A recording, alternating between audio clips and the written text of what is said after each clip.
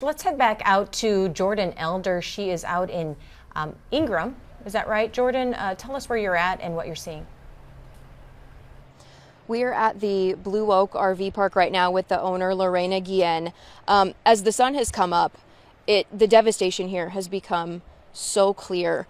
Can you walk us through the night that the flood happened? When did you realize that it was going to be this devastating? Nobody could have predicted this much devastation. I started seeing the heavy rain around 1 o'clock. By 2:30, I checked the water levels. I went all the way to the edge of the river, and it was fine. It was perfectly fine. And called the sheriff's department. I asked them. They had no information, and I went to bed. And at 3:30, the lights of the rescue team awoke me. And my husband and I ran over here, and the bottom part of my RV, which is the second level, was completely all the way to the waist. I mean, people were trying to get out of their RVs in their underwear with no shoes, nothing besides their pets, and some of them lost their pets too. But by that point, the rescuers were trying to get a family of 5 that were stuck all the way where those trees are. Colton, can I have you show? They were on kind of an island over here. Is that kind of where the electric poles are now? Yes, and over there is still the bathrooms. The family of 5 was right there within 10 feet of the water, having a beautiful time the day before. I mean, it was just perfect weather, perfect everything for on the 3rd, and then it just turned. So at 3:30, when we saw the rescue team trying to get them. They had 2 fast boats. They were the right team to get to them, and they couldn't. The waters were rising so much, it was insane. We had about another 20 minutes to get everybody out of here, and they barely were able to grab their belongings, jump into their cars on the upper level, and take off. But 20 minutes later, the water was up a good 40 feet in this area, and it was just, everything was gone. Every single RV and vehicle, it was gone. Got washed away. Do you have an estimate of how many RVs were in this area? Yes, I had 28 up here, and I had 5 on the island, and everything is lost. Everything's gone. Have they started to find where those RVs were ending up? Yes, there is about half a mile now down the river. There is a wall of about 30 to 40 vehicles all smashed together, and nobody's been able to get to that, but there's a lot in there, and it was just very horrific night. At one point, you can see lights, because it was pitch black. At that time of the night, it was just so black, and you could see the lights of vehicles getting washed off from upriver, and you can hear honking. You couldn't see anything, but you can hear honking, and you can hear the screaming. The cabins next door keep smashing against our trees. You can see the scarring of the trees, and that's where they were hitting. That's how high they were getting flushed. These were the cars hitting the trees that was pulling the bark off? Yeah, and the cabins from the RV park next door keep hitting, keep getting smashed against the trees, and there was screaming. I mean, and you couldn't see much, but the screaming was unbearable. And we are one of the luckiest ones, because we only have 5 people missing, unfortunately, but I was able to get everybody. I mean, my husband and I were banging on doors, getting everybody out. We had the rescue team here because one of my residents heard them screaming at that, in the middle of the night around 3:30 or something like that, and he called 911. And that's the only reason why they were here so soon, so fast. And at one point, the manager next door, she came on running here, said we need help too, because they didn't know, and they lost a lot of people. I mean, they had so many missing people at that point, like close to 40 people missing just there, and us 5. That's 45 people in a matter of 1 hour. So it's just incredible. I mean, the force of that water was so insane. Nobody could get into it.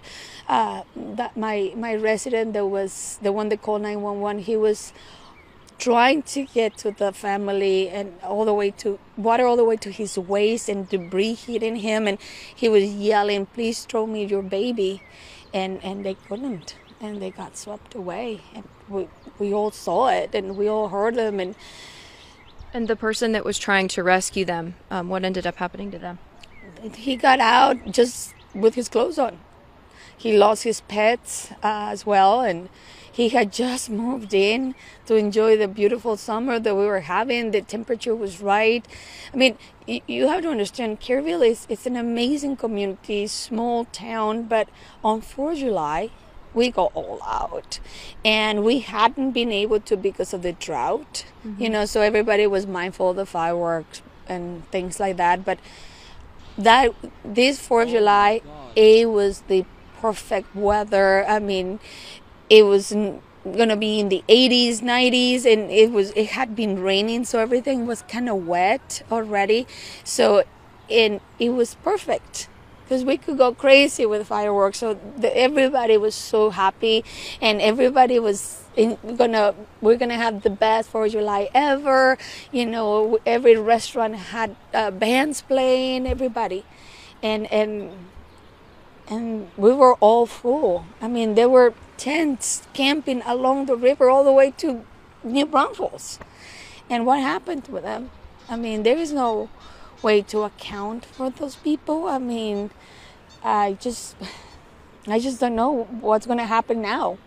I mean, I don't know how, we're going to get past all this. And when everybody asks me, what are you feeling? I'm like, I just want to know what now.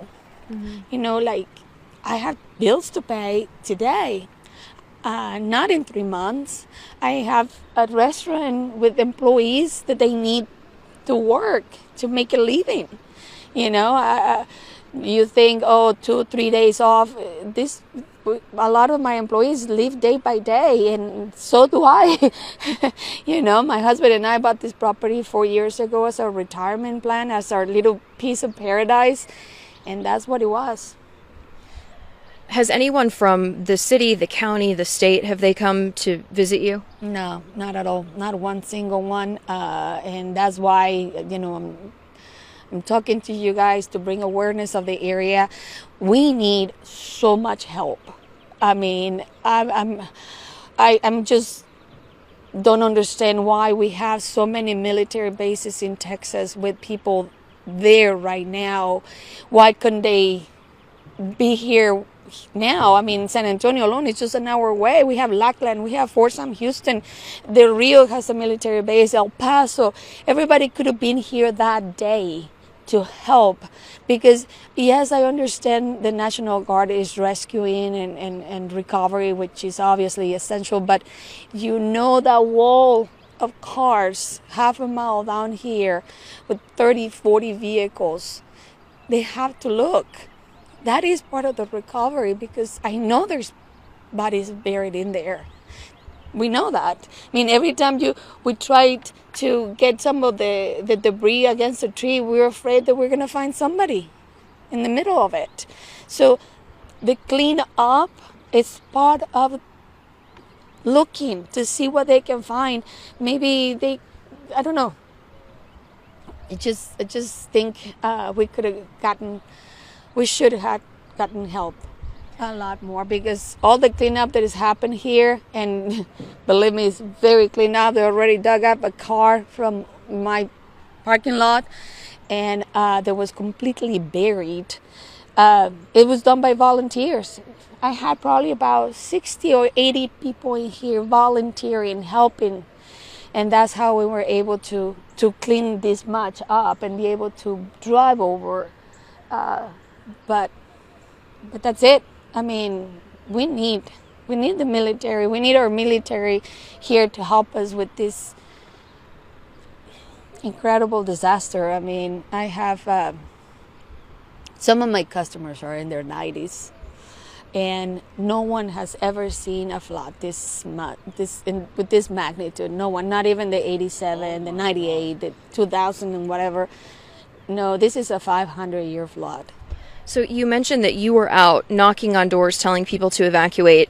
We were hearing that morning that down in Comfort there were flood sirens and alarms sounding to alert people. Is there anything like that in this area? No, there is nothing here like that, because I don't know how long.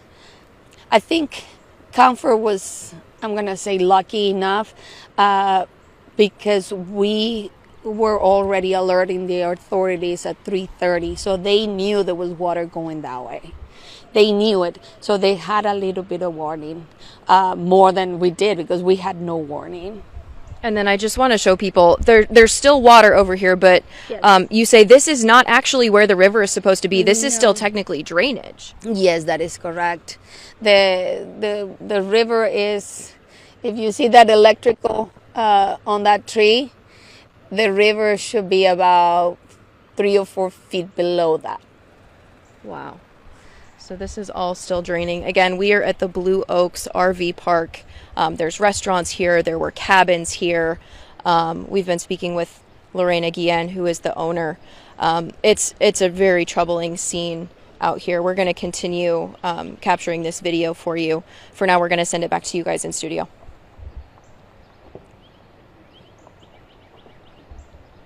Before we let you go, she mentioned that there were 28 people parked at the RV park, 5 were on the island. Was her park full for 4th of July weekend? Was the park full for 4th of July weekend with people that were here? Yes, absolutely. I had, thankfully, the other half of my guests that were coming on the 4th. So there weren't as many people as there could have been. Yes, that is correct. But I know everybody else was full. I was probably at 80% capacity at that point, with the other 20% coming on the 4th in the morning. Well, thank you so much for talking to us. This is absolutely devastating. And thank you for your kindness and for speaking to us. Thank you very much.